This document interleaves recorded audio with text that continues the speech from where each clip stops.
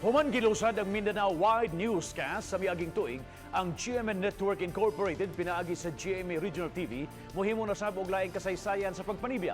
Kini mo ang paglusad sa iniusang Hiligayno News Program, ang One Western Visayas. Sugod karong adlaw, Lunes hangtod sa Biyernes alas 5 sa hapon na masaksihan ang 30 minutes nga pagbalita nga manukad sa GMA TV 6 sa Iloilo ug dungan kini makita sa Guimaras Island via satellite ug GMA TV 13 Bacolod. TV10 Sipalay, TV5 Rojas, TV2 Kalibo Aklan, TV7 Tablas. Kini mo ang upat ka groundbreaking regional news program sa Kapuso Network sunod sa Balitang Amyanan sa Northern ug Central Luzon, Balitang Bisdak dinhi sa Central ug Eastern Visayas ug Unified Local Newscast 1 Mindanao sa Mindanao.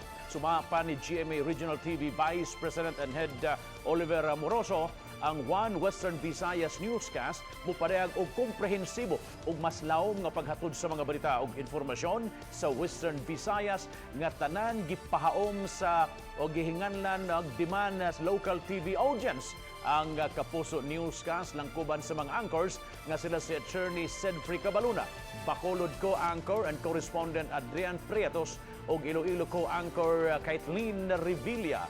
Ang kumpleto sa team mao ang nagkadaiyang stringers nga nahimutang sa tibok reyon sa Western Visayas.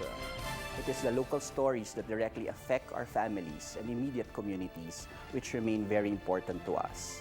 As GMA Regional TV begins a new chapter, I congratulate the men and women of GMA Regional TV in Western Visayas.